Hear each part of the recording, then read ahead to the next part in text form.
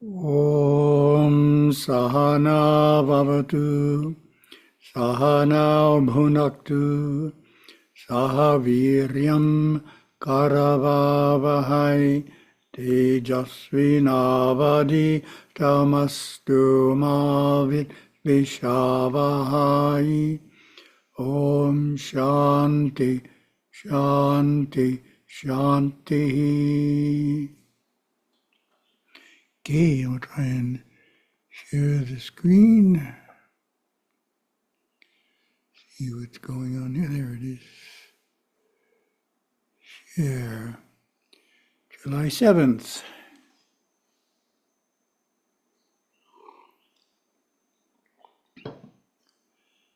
So, see what's first. We have a publisher's desk. Practice makes perfect.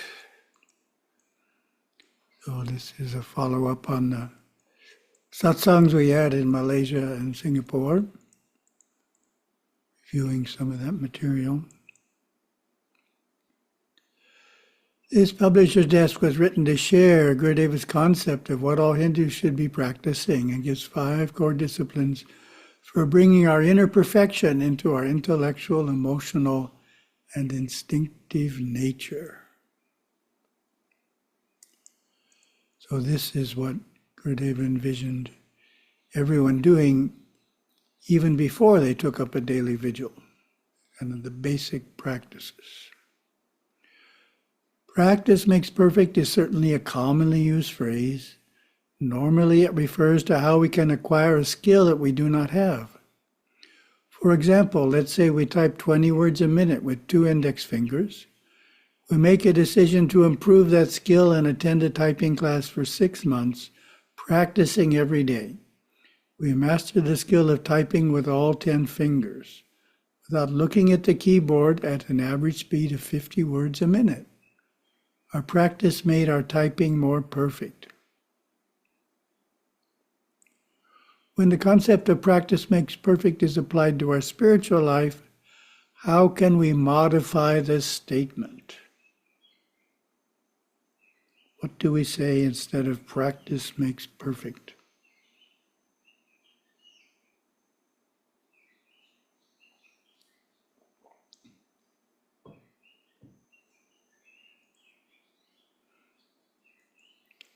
When this concept is applied to efforts in our spiritual life, it takes on a different meaning. This is because our inner essence, our soul nature, is already perfect. Our practice or self-effort is to bring that inner perfection into our outer instinctive, intellectual, emotional nature. Thus, we could modify the adage to be, practice manifests perfection. Because the perfection's already there, we just have to bring it out from within. Swami Ranganathananda, Ramakrishna Math and Mission, expressed this idea beautifully in an article we published in 1999 on medical ethics. He stated that the Hindu view of man is that his essential, real nature is the Atman or self, which is immortal, self-luminous, the source of all power, joy, and glory. Everything that helps in the manifestation of the divinity of the soul is beneficial and moral, and everything that obstructs this inner unfoldment is harmful and immoral. Gurudeva gave a succinct description of our divine nature. Deep inside, we are perfect this very moment, and we have only to discover and live up to this perfection to be whole.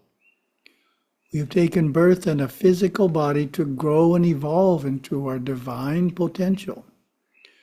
We are inwardly already one with God. Our religion contains the knowledge how to realize this oneness and not create unwanted experiences along the way. And then we get our practice idea, and giving talks on the idea of how we can grow and evolve into our divine potential. For frequently use the analogy of dance. I ask the audience, what is most needed for a youth to become good at Hindu classical dance?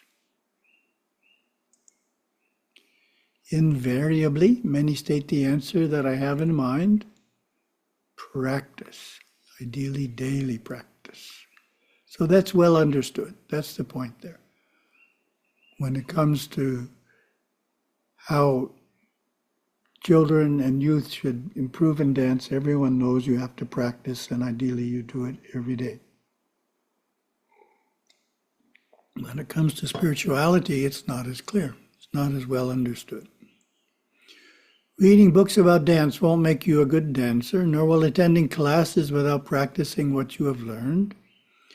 Regular practice is needed to make the body limber and master the many movements, positions, gestures, and expressions.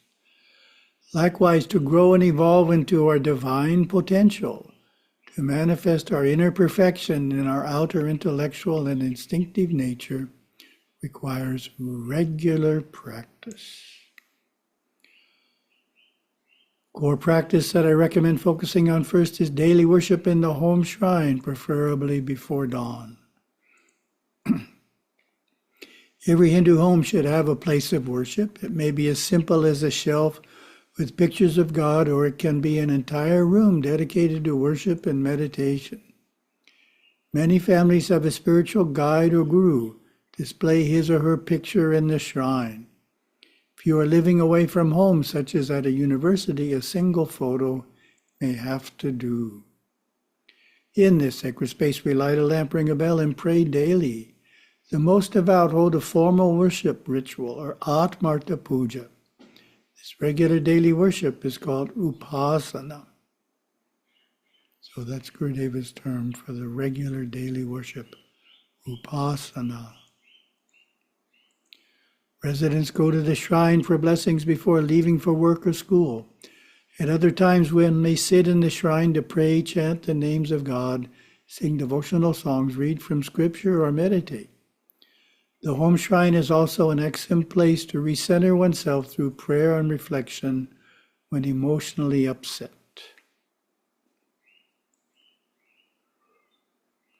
And the next question for you, what does Gurudeva include in Ursava, the second form of worship? So Upasana, daily worship in the home shrine, is the first form of worship. Ursava is the second form of worship, and what does it include? Of course, it literally means festival, but Gurudeva has added a few things.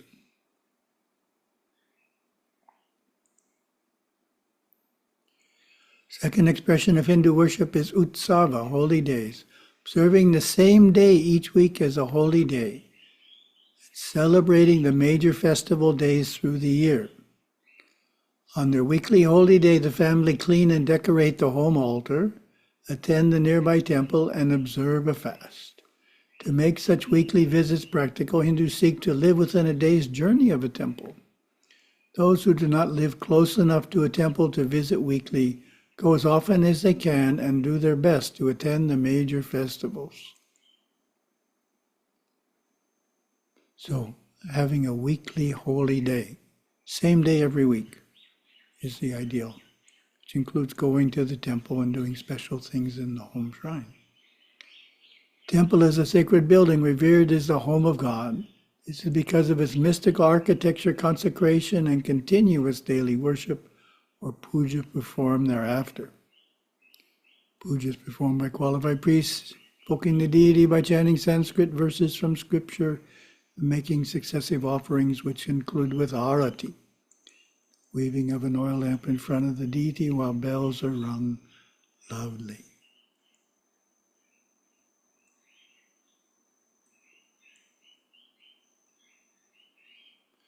The deity image or murti is especially sacred. It is through the murti that the presence and power of the deity is felt by devotees who attend the puja for blessings and grace. And the next question for you, what does Gurudeva include in Thirthayatra, or Thirthayatra, third form of worship?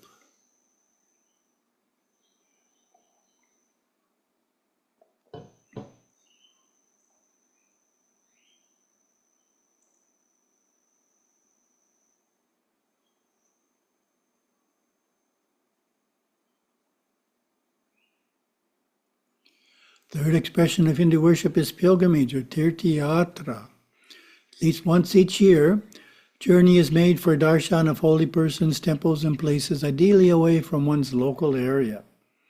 During this sojourn, God, gods, and gurus become the singular focus of life. All worldly matters are set aside. Thus, pilgrimage provides a complete break from one's usual day-to-day concerns. Special prayers are kept in mind, and penance or some form of sacrifice is part of the process. Actually, the preparation is as important as the pilgrimage itself. The days or weeks before Tirthayatra, devotees perform spiritual disciplines such as decreasing the intake of heavier foods while increasing lighter foods, fasting 1 day a week, doing japa, reading from scripture each night before sleep, and on weekends doubling the time usually spent in religious practices. These three forms of worship, daily puja, holy days, and pilgrimage, help us to manifest our inner perfection in our outer nature. Fourth aspect of Hinduism that can be embraced as a core practice is Dharma, or virtuous living an unselfish life of duty and good conduct, which includes atoning for misconduct. One learns to be selfless by thinking of others first, being respectful to parents, elders, and swamis, following divine law, especially ahimsa, which is mental, emotional, and physical non-injuriousness toward all beings. These concepts of Dharma are important for parents to strongly place in their children's minds before their teenage years, while their minds still readily accept ideas from their parents. So that's why when I was talking at the Satsangs, I said, what aspect do we need to teach to the children first? So as far as children go, it's Dharma. We have to make sure they understand Dharma in all its aspects before the teenage years. An important focus for upholding Dharma is to uphold the 10 ethical restraints or yamas. So we know what the yamas are. See if it's going to list them. It's listing them here.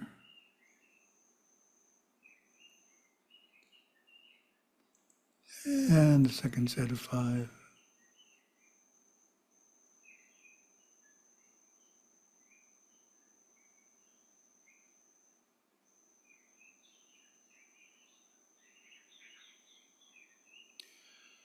A significant number of youth growing up in the U.S. conclude that worshiping in a temple or even in the home shrine is not for them. In other words, they are uncomfortable with the idea of expressing devotion. Recently, I met a young man of this nature with his family on a visit to our Hawaii monastery. He asked me if it was all right not to do the devotional practices. I said it was, and that was required. What was required of all Hindus was following Dharma, living a virtuous life, and fulfilling our duties. So that's why Dharma is significant in countries where the teenagers tend to not want to go to the temple. If they think that the temple's the entire religion, then if they don't go to the temple, they don't do anything. But if they understand that Dharma is the basic practice, then they still have Dharma to focus on. And the fifth practice, observance of traditional rites of passage called samskaras. These crucial ceremonies, an individual receives the blessings of God, God's guru, family, and community as he or she commences a new phase of life. First major samskara is namakarana, name-giving, which also marks formal entrance into a particular sect of Hinduism. It is performed usually 11 to 41 days after birth. This time, guardian devas are assigned to see the child through life. Samskaras are particularly important for parents of young children to arrange at the correct times in their growing up. On the prasana, first feeding of solid food, 6 months. Vidyaramba, formal education. The boy or girl ceremoniously writes the first letter of the alphabet in a tray of uncooked rice. Vivaha, of course, marriage. Antyeshti, funeral rites. All of these are the important samskaras. These 5 practices are referred to as the Pancha Nitya karmas, 5 eternal practices, by Gurudeva, who notes, we could say that they are an amalgam of all the counsel of the Vedas and Agamas to guide daily and yearly religious life. These 5 obligatory religious practices are simple and applicable for all. Study them and put them into practice in your own life. Upasana, worship. Ursava, holy days. Thirthayatra, pilgrimage. Dharma, virtuous living, and samskaras, sacraments. These 5 duties faithfully performed are powerful tools to help us grow and evolve into our divine potential. Many Hindus go one step further in their striving by receiving initiation, known as Diksha, from a qualified priest or guru. Mantra Diksha is the primary initiation, the empowerment of a specific mantra, as a personal sadhana and the assignment to chant it as a daily practice for a minimum number of repetitions, such as 108. Second Diksha is initiation to perform a specific form of puja and the commitment to perform it daily in the home shrine. In Hinduism, it is not enough to just be or to wait for grace. The most devout know that each life on earth is an opportunity for advancement and therefore take advantage of the many tools their faith provides. Following these 5 traditional observances brings forth day by day the perfection that lies waiting within each of us. So that's the idea, referring back to the beginning. Practice manifests perfection. Because the perfection's always there. Just the outside that's not perfect. And our second topic, we're continuing the series of 64 character qualities from a character building workbook. Attentiveness is the 5th character quality. How would you define attentiveness?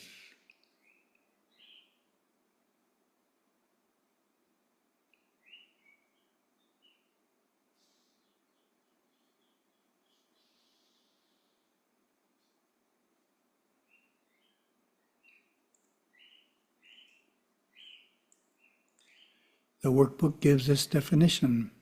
Attentiveness means being alert and observant. I cultivate it by giving my undivided concentration to what is going on around me. Its opposite is distractedness. Gurudeva explained, you have heard me say many times, observation is the first awakening of the soul. If your observation is intense and accurate, your mind is not bothered, and you are not regretting things that have happened to you in the past. The awakened soul is a joyous soul with a positive mind. Practice of observation will bring you closer and closer to this state. So observation is another way of saying attentiveness.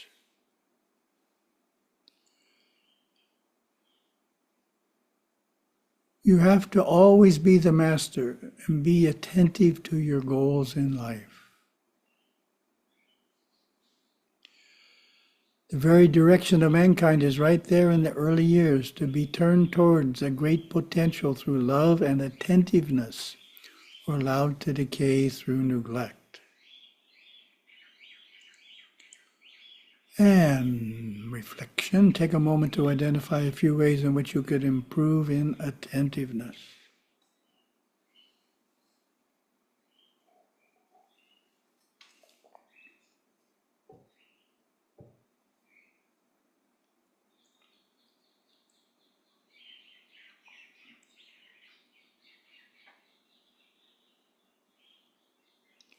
Our third topic, as usual, quotes from Yoga Swami's Words of our Master.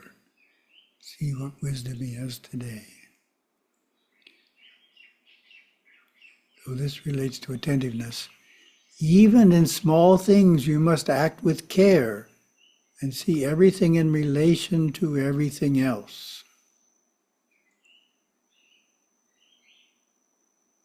What does that mean to you?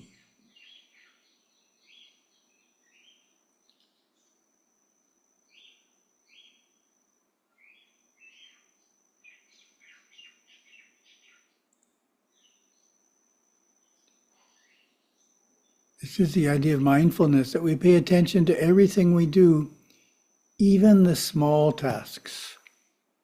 So that's Yoga Swami's point. Even the small tasks, make sure you're focusing on what you're doing. Be attentive, be mindful.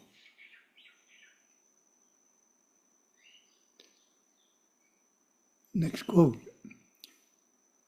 First one small circle, then a larger circle, then the whole universe. What does that mean to you?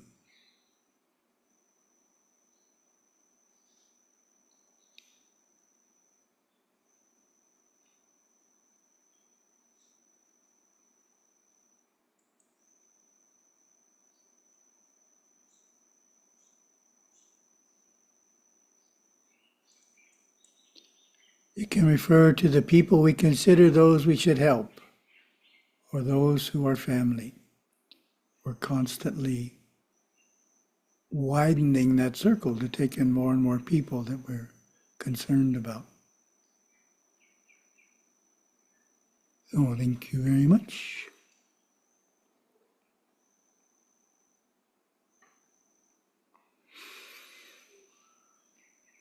Oh.